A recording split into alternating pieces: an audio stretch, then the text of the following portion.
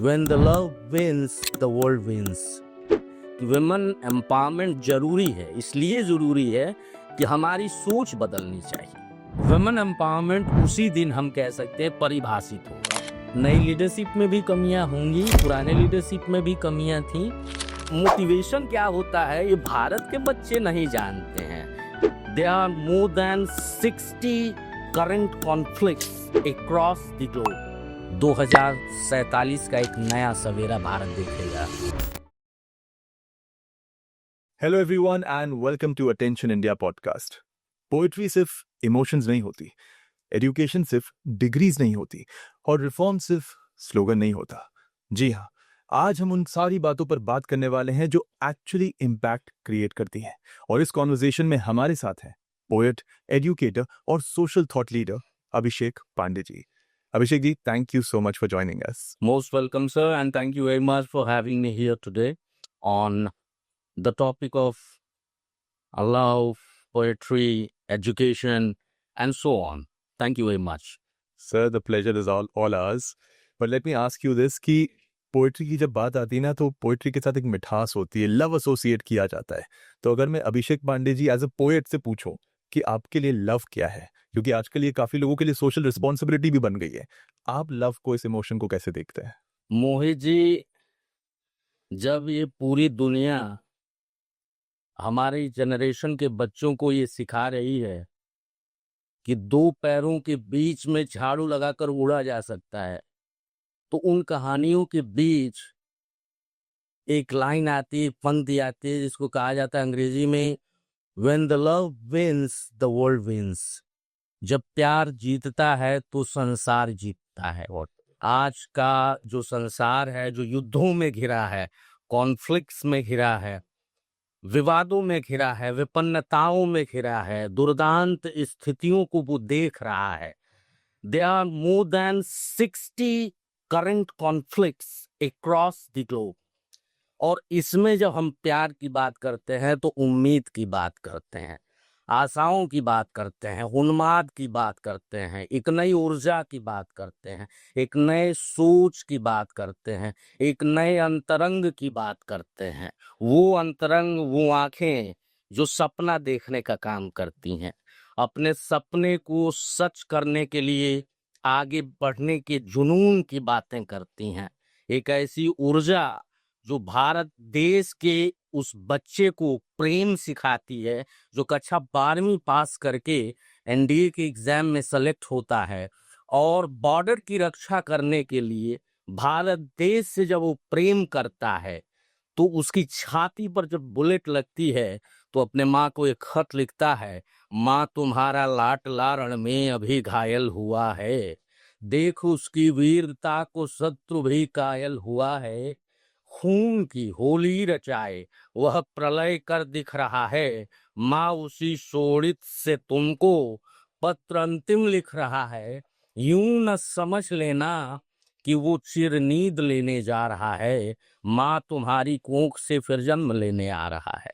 ये प्रेम है, ये सद्भावना है उस बच्चे की अपने माँ के प्रति, अपने मातृभूमि के प्रति, अपने भारत के प्रति, और यही सच्ची परिभाषा हो सकती है प्रेम की। That is why I always say this quote, when the love wins, the world wins. That's such a beautifully put actually, because you rightly said अगर लव जीतता है तो संसार भी साथ में जीतता है।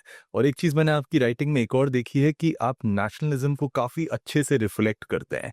ये जरा मैं आपसे पूछना चाहूंगा कि नेशनलिज्म और पेट्रियोटिज्म दोनों को अपनी पोएट्री में एक्सप्रेस करना पहली बात कितना आसान है, कितना डिफिकल्ट है, और आप इन दोनों को कैसे देखते हैं? आप देखें, भारत का जो आज चरित्र दिखाई दे रहा है, ये वो दौर था जब हम अपने बाबा से, अपने दादा से, अपनी दादी से, अपने माँ बाप से ये लोरियों में कहानियां सुनते थे कि ये जो नेशनलिज्म है, जो राष्ट्रीय भाव है, वो घर से पनपता है सर। वो घर की पाठशाला में जो हमारा नैसर्गिक गुण है उसमें वो दिखाई देता है कि हम कितने राष्ट्रीय भाव में ओतप्रोत हैं। वहीं पर पेट्रियोटिज्म, जिसको देशभक्ति कहा जाता है, प्रत्येक व्यक्ति को अपने देश से लगाव है, मैं जब कई अलग अलग since I have travelled more than 10 countries, तो मैं जब अलग अलग जगहों पे जाता हूँ, मैं एक कहानी छोटी सी सुनाऊंगा कजाकिस्तान की। तो एक होटल में मैं जब गया, तो वहां की रिसेप्शनिस्ट ने कहा, we are very proud to be Kazakh. तो प्रत्येक व्यक्ति अपने देश प्रेम में, अंतरंग में डूबा हुआ है, और जिस व्यक्ति के अंदर देश के प्रति समर्पण, देश के प्रति सद्भाव, और उसके हृदय आंतर में अगर देश के प्रति प्रेम का भाव नहीं उमड़ रहा है, तो मुझे लगता है कि ये कहा जा सकता है, येषां न विद्या न तपो न दानम, ज्ञानम न शीलम न गुणो न धर्मः, ते मर्त्यलोके भूमि भार भूता, मनुष्य रूपेण मृगाश्चरन्ति। वह मनुष्य नहीं, मृग के रूप में स्थित है, और मृग की ही भांति चरता रहता है, खाता रहता है। तो राष्ट्रीय भाव, देशभक्ति, ये दो ऐसे शिखर हैं, जिस शिखर के शीर्ष पर जब हम अपने विचार को स्थापित करते हैं, तो ये एक अच्छे व्यक्ति के रूप में जाने जाते हैं, एक अच्छे व्यक्तित्व के रूप में जाने जाते हैं, और एक जीवन का जो उत्कर्ष है, उस उत्कर्ष के शिखर पर अपने पदस्थ होने की एक प्रामाणिक तथ्य को दुनिया को परावर्तित करने का काम करते हैं। क्या बात है। वैसे अगर मैं आपके व्यक्तित्व की बात करूं तो आप सिर्फ एक पोएट नहीं है, सोशल थॉट लीडर नहीं है, आप एक एजुकेटर भी हैं। और अगर एजुकेटर के तौर पे मैं आपसे पूछूं, क्योंकि हमने जैसे नेशन की बात करी, सोसाइटी की बात करी, अगर एजुकेशन की बात नहीं करें तो इनकम्प्लीट होता है। सर, आपके हिसाब से अभी करंट इंडियन एजुकेशन सिस्टम को आप कैसे देखते हैं? आपके हिसाब से सबसे बड़ी स्ट्रेंथ इस एजुकेशन सिस्टम की क्या है? आप जानते होंगे, एजुकेशन हमारे भारत का मैकाले की शिक्षा नीति पर आधारित था। वो मैकाले जिसके देश ने हमारे देश पर कई वर्षों तक राज किया, वो ब्रिटेन का शासन जिसने देश को रूढ़िवादी होना सिखाया, जिसने देश को दुर्दांत स्थितियों में प्रवेश करना पहली बार सिखाया। तो वो मैकाले जब अपनी शिक्षा नीति देता है और हमें ये बताता है कि आप जो लोग हैं, संस्कृत बोलने वाले लोग हैं, हिंदी में संवाद करने वाले लोग हैं, जिसका अर्थ, जिसकी सार्थकता पूरी धरती पर नहीं है, और ये इंफीरियरिटी कम्प्लेक्स हमारे अंदर इतना कूट कूट करके मैकाले की शिक्षा नीति भर देती है कि आज भारत का हर एक बच्चा अंग्रेजी भाषा में संवाद करना चाहता है, और अलग अलग जगहों पर जहां शिक्षा एक मंदिर है, दुकानों की भांति लगाया जाता है एक बोर्ड, उस बोर्ड पे लिखा जाता है 60 दिनों में अंग्रेजी भाषा बोलना सीखें। तो ये जो शिक्षा नीति है, आदरणीय नरेंद्र मोदी जी के नेतृत्व में जो शिक्षा के अंदर परिवर्तन आया है, जो क्रांतिकारी बदलाव आया है, जिसको हम एनईपी कह रहे हैं, नेशनल एजुकेशन पॉलिसी, जो सबसे पहली बात अपने मूल तत्व को प्रमोट करने की कोशिश कर रही है कि आप मराठी भाषा में अच्छा जानते हैं, आप एमबीबीएस की पढ़ाई मराठी भाषा में कर सकते हैं, आपको ये हक है कि आप नॉर्थ इंडिया से आते, आप हिंदी अच्छी बोलते हैं, समझते हैं, संवाद करते हैं, उसमें आपका व्याकरण अच्छा है, आप अपने आप की अभिव्यक्ति अच्छे तरीके से कर पाते हैं, आप हिंदी भाषा में पढ़ें, आप तेलुगु भाषा में पढ़ें, आप अपने रीजनल लैंग्वेज में पढ़ें। तो ये जो पढ़ाई की आज़ादी बच्चों में आई है, जो प्रेशर कुकर में बच्चे पक रहे थे, और भारत एक ऐसा देश बन गया था जहाँ पे सुसाइडल रेट बहुत ज़्यादा हो रहा था, मुझे लगता है कि ये बहुत सारी विषमताओं को समान दृष्टिकोण से सॉल्व करने की, उन पर अनुसंधान करने की एक नई पहल होगी भारत में, जिसको हम एनईपी के माध्यम से जानते हैं, नेशनल एजुकेशन पॉलिसी। और ये शिक्षा के अंदर बहुत बड़ा बदलाव है, बहुत, जिसको सभी को अप्रिशिएट करना चाहिए, और बहुत ही इम्पैक्टफुल बदलाव है सबसे पहले। बट सर, अगर मैं आपकी जर्नी देखूं तो एजुकेशनलिस्ट, पोएट और ये जो सोशल थॉट लीडर आप हैं, ये एक लंबी जर्नी होती है, ये ओवरनाइट नहीं होती है। इतने समय तक कंसिस्टेंट होना और इम्पैक्ट कंटिन्यूस क्रिएट करना, इसमें अगर मैं पूछूं आपका सीक्रेट सॉस क्या है? क्या है वो motivation behind this entire grinding that you have? Mohit ji, I come from an army background because My uncle was the army chief, General Manoj Pandey, recently retired. तो हमेशा ये कहते हैं कि बैरक बनाना होता है, खाना तक बनाना होता है आर्मी मेस में, तो उस छोटी सी क्रियाकलाप को हम मिशन के तौर पे लेते हैं। तो जो व्यक्ति अपने अलग अलग पड़ाव को, अलग अलग सीढ़ियों को चढ़ते हुए शीर्ष पर जाने की आकांक्षा रखता है, तो अलग अलग उसके जो पड़ाव हैं वो उसको सेल्फ मोटिवेटेड करते हैं। एलन मस्क ने कहा कि वो I do not understand what kind of motivation are you talking about in one of the interviews of himself. तो मोटिवेशन क्या होता है ये भारत के बच्चे नहीं जानते हैं, क्योंकि भारत में तो राणा प्रताप जन्म लिए थे, जिनको किसी ने आकर के मोटिवेट नहीं किया था, कोई मोटिवेशन स्पीकर्स का उन्होंने सेशन नहीं अटेंड किया था। ये लड़कियां जो कहा जाता है कि यस्यास प्रभावमतुलं भगवन अनंतो ब्रह्मा हरश्च नहि भक्तु मूलम बलम च सा चंडिका अखिल जगत परिपालनाय नासाय सा शुभस्य मतिमतिम करोतु। ये बच्चियां जो भगवती का स्वरूप हैं, इसका एक लाइव एग्जाम्पल हमारे तरफ की रानी लक्ष्मीबाई ने दिया था, झांसी की रानी थी। तो ये जो जनरेशन्स थी जो बीत चुकी हैं, जिनकी गौरव गाथाएं सुनकर हमारे रोंगटे नहीं सिर्फ खड़े होते, बल्कि हम उत्तिष्ठ होकर के अपने केंद्र बिंदु की तरफ आंखें देखते हुए हमारी और चल पड़ते हैं, हमारे पांव चलने लगते हैं। तो इसमें मोटिवेशन नहीं चाहिए, इसमें हम हमेशा सदैव अपने आप में ऐसी ऊर्जा को संचार कर रहे हैं कि वो ऊर्जा, हमारी आत्मीय ऊर्जा हमें सदैव मोटिवेट करती रहती, प्रेरित करते रहती है कि अभिषेक, अभी ये छतरी जो लगा के घूम रहे हो, ये बारिश तो रोक सकती है, लेकिन तुम्हारी मंजिल इन बारिशों में कदमों को बढ़ा करके आगे ले जाने की है।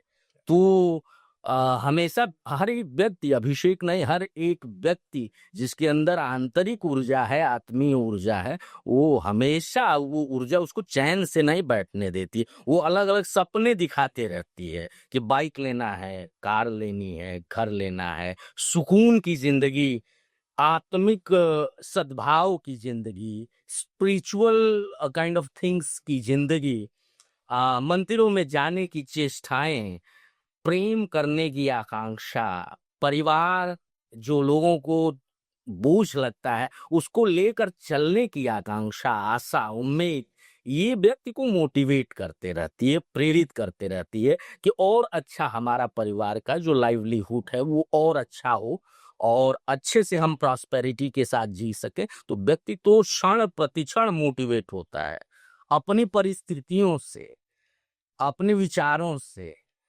अपनी आत्मिक यात्रा से।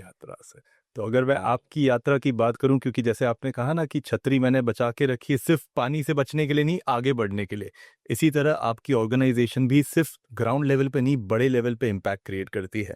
लेकिन हमारे जो व्यूअर्स आज हैं, जो आपसे पहली बार आज तवज्जो कर रहे हैं, उनको अगर आप अपनी ऑर्गेनाइजेशन के बारे में बताना चाहें, क्या विजन है, कैसे काम करती हैं, तो क्या कहना चाहेंगे? मैं सिर्फ एक लाइन में कहना चाहता हूं, I am the founder president of Charles Walter's council for innovation and research. It is a section 8 company registered under ministry of corporate affairs. And जो नेहरू जी का थॉट था, जो कॉन्स्टिट्यूशन के सेक्शंस में आर्टिकल दिए गए हैं, how to generate the scientific temperament of a young generation.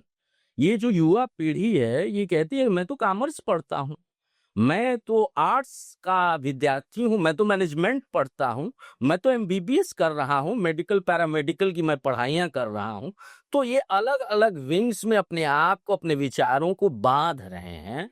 उसमें एक छोटी सी ऑर्गेनाइजेशन जो गोरखपुर उत्तर प्रदेश की है, एक छोटे शहर की है, वो निकल कर इन जनरेशन्स को, इन युवाओं को बताती है कि युवा जब उल्टा होता है तो हवा बन जाता है, और हवा अपने रास्ते को तय करती है, अपने रास्ते को बनाती है। उसको किसी पथ की आवश्यकता नहीं होती, किसी डायरेक्शन की आवश्यकता नहीं होती है।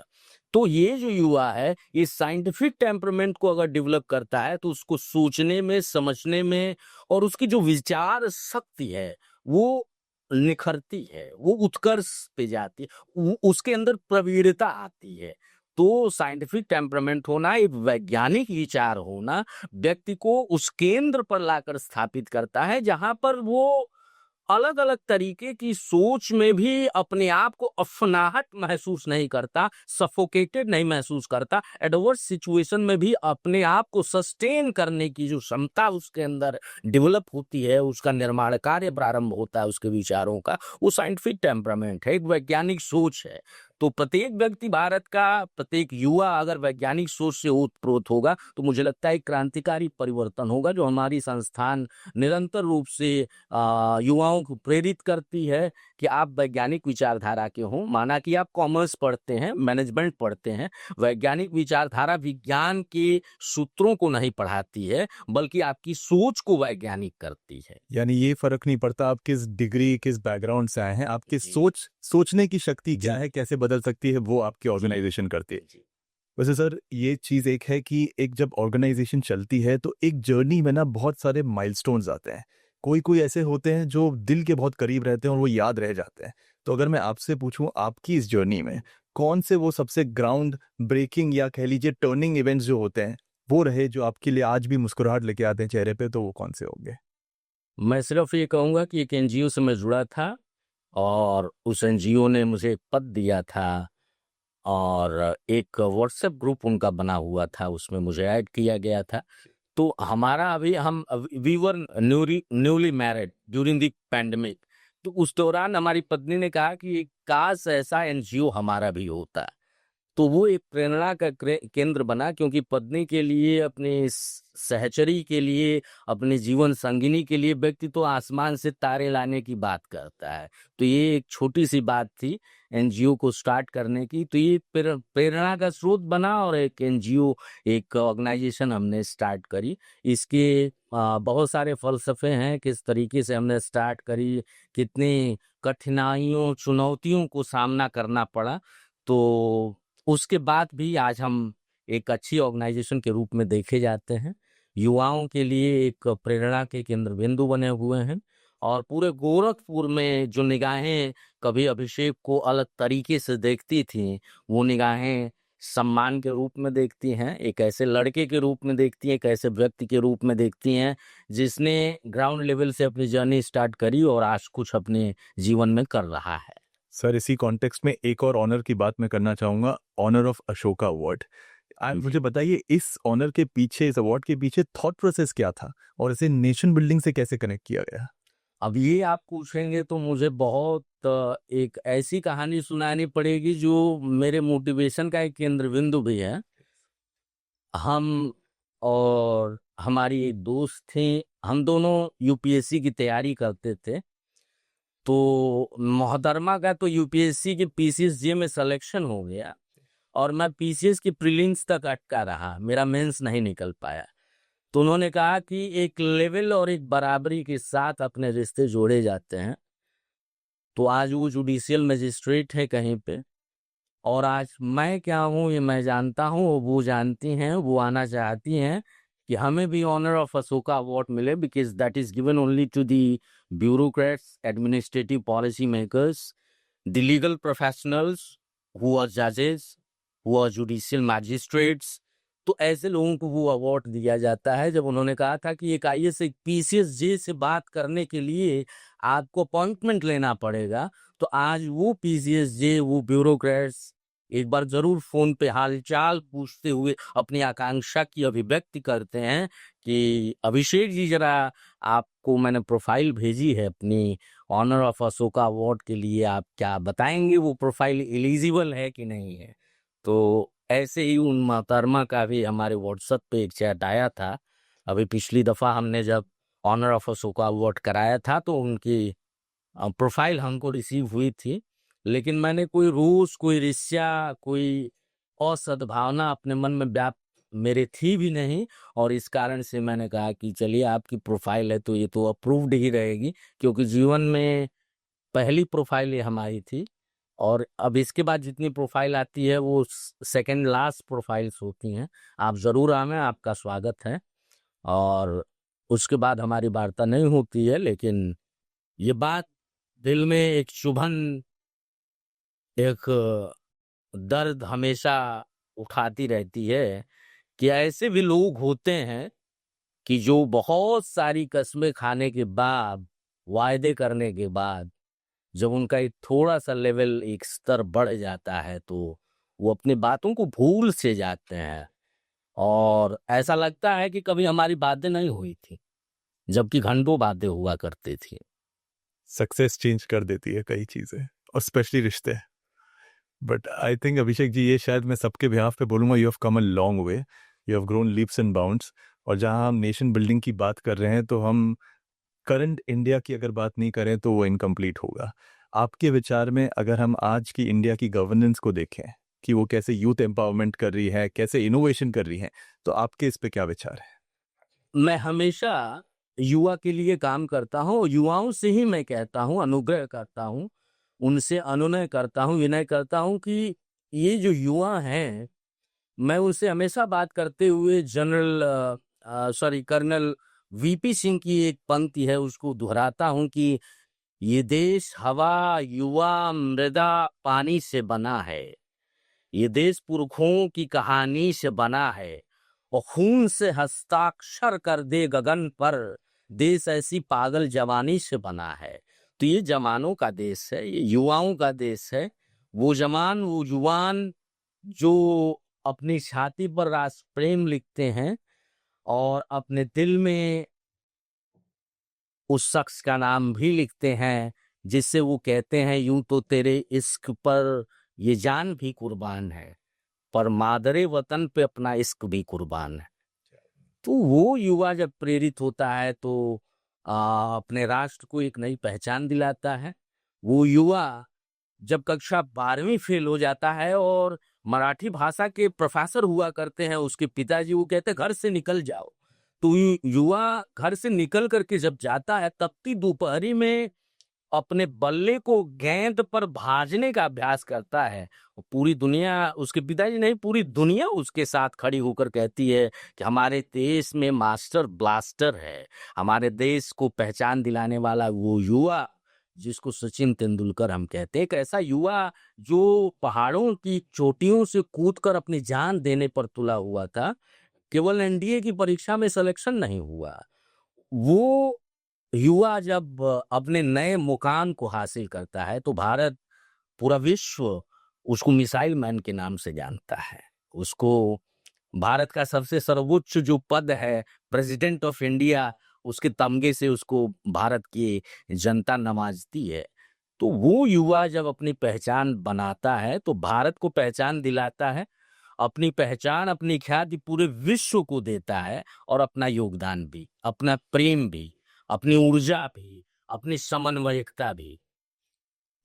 ये यूथ के साथ साथ एक और चीज़ होती है जो काफ़ी ये सपोर्ट करती है लेकिन इतना डिस्कस नहीं होती, वो इनकॉग्निटो वॉरियर्स कहा जाता है, बिल्कुल वुमेन, जी। Women empowerment. ये टर्म वैसे कई बार हम सुनते हैं लेकिन कई बार लोग इसका एक्चुअल मीनिंग नहीं जानते हैं। जी अगर मैं अभिषेक जी से पूछूं कि अभिषेक जी, आपके हिसाब से ट्रू वुमेन एम्पावरमेंट क्या है और इसके लिए क्या सोशल या स्ट्रक्चरल चेंजेस ज़रूरी हैं, तो जी, क्या कहेंगे? मैं सिर्फ वो सूक्त दोहराना चाहता हूँ जो वैदिक सूक्त है। वो कहती है कि यत्र नार्यस्त पूजन्ते रमन्ते तत्र देवता। जहाँ नारियों की पूजा होती है वहां देवता का निवास होता है। वो नारियां जो देश के लिए फाइटर जेट उड़ा रही हैं, वो लड़कियां जो देश के लिए मर मिटने की कस्में खा रही हैं आर्मी में जा करके, वो लड़कियां जो रानी चेन्नम्मा की तरह युद्ध क्षेत्र में अपनी जान को कुर्बान करने के लिए तलवार फांसती हैं, वो लड़कियां जो अभिनय के पर्दे पर उतरती हैं तो अपना जलवा बिखेर देती हैं, वो लड़कियां जो आसमान में समंदर की तरह जब तैरने के लिए, गोताखोरी के लिए उतरती हैं, तो वो व्योमिका विंग कमांडर बनती हैं, विंग कमांडर आकांक्षा बनती हैं। तो ऐसी लड़कियों को आज एम्पावरमेंट की जरूरत क्यों है? सबसे पहले ये जानना होगा कि जो आज की जनरेशन है, वो लड़कियां कितना उस जनरेशन को झेलते हुए आ रही हैं। झेल क्यों रही हैं? वो जब एडolescent एक जो एज उनकी है प्यूबर्टी की, उसमें जब वो प्रवेश लेती हैं, वो पहली बार युवा बनने का स्वाद चखती हैं, तो कितनी सारी आंखें उनकी अलग अलग अंग की त्वचाओं पर सुइयां चुभोने का काम करती हैं, किस तरीके की आंखों से उन बच्चियों को, उन लड़कियों को देखा जाता है और देखते समय हम भूल जाते हैं कि हमारी बहन है, हमारी माँ भी है हमारे घर पे। तो वो लड़कियां जब इतने प्रकार की परिस्थितियों को देख करके और समाज में एक अपना स्थान बनाती हैं, तो वो कहती हैं कि वुमेन एम्पावरमेंट जरूरी है। इसलिए जरूरी है कि हमारी सोच बदलनी चाहिए। आज बच्चियों को माँ बाप ये कहते हैं कि आप रात को मत घूमो, आप पार्टी मत जाया करो, आप ऐसे कपड़े मत पहना करो। ये पाबंदियां तो बच्चों पर भी लगाई जानी चाहिए। पाबंदियों से मुझे कतई गुरेज नहीं है, लेकिन ये पाबंदियां बराबर तौर से बच्चों पर लगाई जानी चाहिए। जितनी बच्चियों का हम ख्याल रखते हैं, उतना बच्चों का भी हम ख्याल रखें।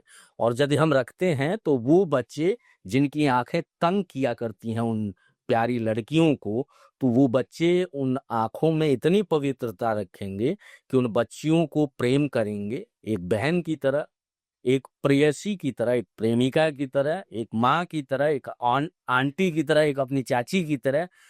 मतलब ये पूरा समाज परिवार बन जाएगा। तब वहां के दृष्टिकोण से वुमेन एम्पावरमेंट हम देख पाएंगे। आज वुमेन एम्पावरमेंट केवल मंच का एक शब्द बन गया है। कोई स्टेज पे चढ़ता है, वुमेन एम्पावरमेंट की बात करता है, और वो वुमेन एम्पावरमेंट जैसे ही समाप्त उस मंच के माध्यम से होता है, अगले दिन की खबर एक न्यूज चैनल से, एक न्यूज़पेपर के माध्यम से आती है कि आज 7 बरस की लड़की का रेप हो गया, बलात्कार हो गया। तो वो आंखें कहाँ हैं जिनके अंदर प्रेम है, सद्भावनाएं हैं? वो सोच कहाँ चली गई जो केवल स्टेज पर अपना जलवा दिखा रही थी, वुमेन एम्पावरमेंट की बात कर रही थी? आखिर हो कैसे गया उसी समाज में, जिस समाज में हमने नारी के चरित्र पर बहुत सारे अपनी शब्दों के लफाजे कसे थे?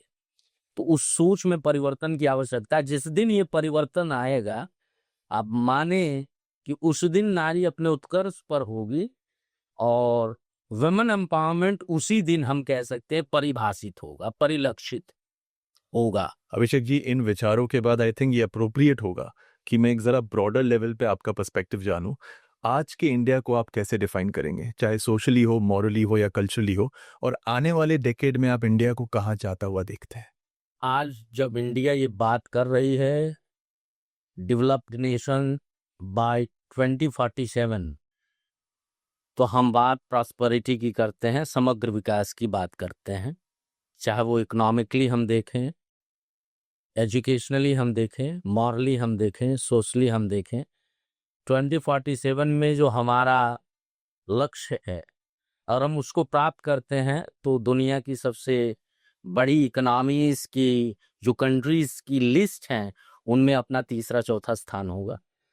तो वो भारत जब देश के सबसे बड़े आका से आंख मिलाकर बात करेगा, वो भारत डेवलप्ड नेशन बाय 2047 होगा। आज जो भारत है, नई राजनीति के अंतर्गत अगर अवमूलन करें, इसका मूल्यांकन करें, देखें, तो इसमें कुछ हद तक सुधार भी है, विकास भी है। नई पॉलिसीज से लोगों को एक राहत सी मिली है। ग्रामीणांचल हो, शहर हो, हर जगह लोगों को राहत भारत सरकार के द्वारा पहुंचाई जा रही है, अलग अलग माध्यमों से। वो आयुष का माध्यम हो, आयुष्मान भारत का माध्यम हो, वो छोटी छोटी चीजें जब हम देखते हैं कि चूल्हा वितरण हुआ, या जब हम देखते हैं गैस सिलेंडर की, जब हम लाइनें बड़ी बड़ी लगाते थे अपने बचपने की मेमोरीज को याद करते हैं, रिकलेक्ट करते हैं, तो वो चीजें आज नॉर्थ इंडिया में नहीं दिखाई दे रही हैं। तो ये जो नई लीडरशिप है, एक नए विकास की, एक नई स्वरूप को, एक नई सोच के साथ लेकर आई है। लेकिन आज भी भारत विपन्नताओं से घिरा है, बेरोजगारी से बधा हुआ भारत है। आज भी भारत के युवान अपने पथ से भटक करके एक दूसरे एम को, एक दूसरे लक्ष्य को चुन रहे हैं। आज भी भारत उस दहलीज पर आकर खड़ा और रुक सा गया है, जहां पर भारत को एक नई दिशा, एक नई चेतना की आवश्यकता है, एक नए सजगता की आवश्यकता है। एक नए विचार की आवश्यकता है, और वो विचार हमसे आएगा। लीडरशिप अपना काम करती है, नेतृत्व अपना काम करता है, लेकिन जब मैं जापान को देखता हूँ तो वहाँ के जो एक्सक्लेरेटर होते हैं, मतलब मॉल में जो ऑटोमेटिक सीढ़ियाँ, तो उस अवतरणिका पे जब हम चढ़ते हैं तो अभी भारत का मॉल देख लें, वो पूरा भरा होता है, लेकिन उस अवतरणिका पे हम चढ़ते हैं तो राइट साइड हम चढ़ते हैं, लेफ्ट से लोग उतर जाते हैं। दूसरी सीढ़ी का भी प्रयोग उस समय होता है। मतलब एक सिस्टमेटिक ऑर्डर में किसी चीज को मैंने देखा है। बसेस में जैसे ही रुकती है हम भीड़ की तरह भागते हैं।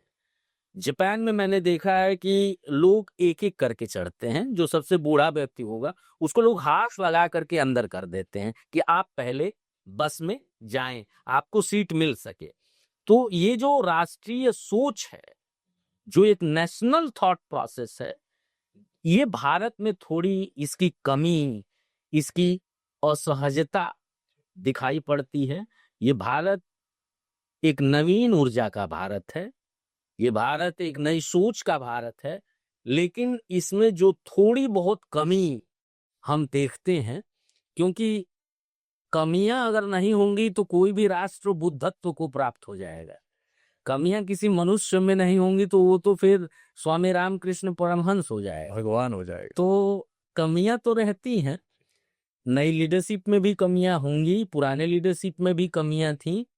वो देश जो पाकिस्तान के बंटवारे के बाद बड़ा कमजोर, बड़ा जर्जर हो चुका था, उस देश को IIT-IIM बड़ी बड़ी संस्थान देने वाला प्रधानमंत्री जब पाकिस्तान इतराता था तो उसके दो टुकड़े करने वाली भारत की मयसी मेधावी प्रथम महिला प्रधानमंत्री, वो देश जो इकोनॉमिक क्राइसिस, जो पूरे विश्व पटल पर एक संकट उसका इकोनॉमिक क्राइसिस का देखने को मिल रहा था, उस समय भारत की इकोनॉमी अच्छी थी। वो इकोनॉमिस्ट प्रधानमंत्री डॉक्टर मनमोहन सिंह, वो देश जब हम बाहर जाते थे तो पाकिस्तान और भारत, बांग्लादेश, नेपाल के लोगों को लेबर क्लास की तरह देखा जाता था।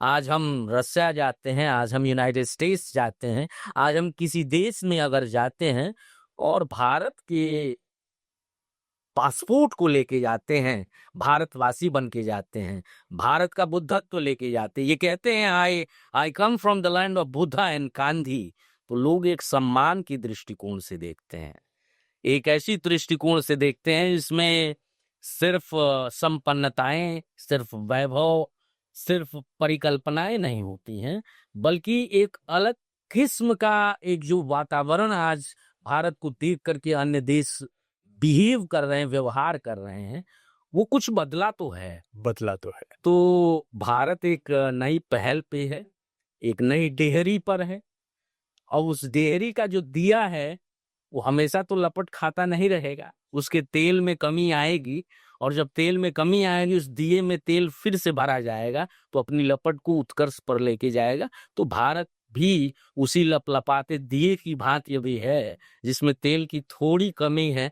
वो तेल जब पड़ेगा भारत में तो भारत में एक नई लपट, एक नए फ्लेम को भारत में हम देखेंगे, एक नया फ्लेवर हम भारत का देखेंगे, एक नई ऊर्जा भारत का हम देखेंगे, एक नया विकास हम भारत का देखेंगे। आज भारत क्या है और 20 बरस पहले कैसा था, हमारे पिताजी जब स्टूडेंट लाइफ में थे तो कैसा था, अगर हम मूल्यांकन करते हैं तो उतने हाईवेज नहीं थे, उतने रोडें प्रॉपर नहीं थी, अप्रोप्रिएट नहीं थी, अच्छी नहीं थी, सुव्यवस्थित शासन प्रशासन की चेतनाएं नहीं थी, जंगल राज किसी किसी प्रदेश में हुआ करता था। आज वो छटा है, बादल तो चढ़े भारत की आसमान पर, लेकिन उन बादलों को छाटने का प्रयास राष्ट्रीय नेतृत्व ने किया है, लेकिन जो अभी थोड़ी बहुत धुंधलाहट उन बादलों की बाकी है, वो धुंधलाहट जिस दिन छटेगी उस दिन 2047 का एक नया सवेरा भारत देखेगा। वो सवेरा जिसकी आंखों में ऐसे प्रश्न होंगे, ऐसे उत्तर भी होंगे, ऐसी परिकल्पनाएं होंगी, ऐसी सोच होगी और ऐसे जज्बे होंगे जो हमारी संस्कृति, आचार, विचार, व्यवहार को एक नई ऊंचाई, एक नया उत्कर्ष देगा। क्या बात है, ये वही बात हो गई। क्रिकेट मैच है जिसकी शुरुआत बहुत अच्छी हो गई है, मिडिल इनिंग्स भी काफी अच्छा मोमेंटम है, बस अब उम्मीद है कि फिनिश भी हम इतना ही अच्छे से हाई अच्छे से से करें। बट आई थिंक इसी के साथ मुझे अब ये इंटरव्यू फिनिश करना पड़ेगा। बट मुझे ये कहना ज़रूरी है कि सर, आपके जो विचार हैं, आपकी जो सोच है, वो बहुत रिच है, और आई होप कि ये आपकी जो मोटिवेशन, एक थॉट प्रोसेस है, वो युवाओं तक पहुँचे और उनके भी एक थॉट प्रोसेस में चेंज लाए।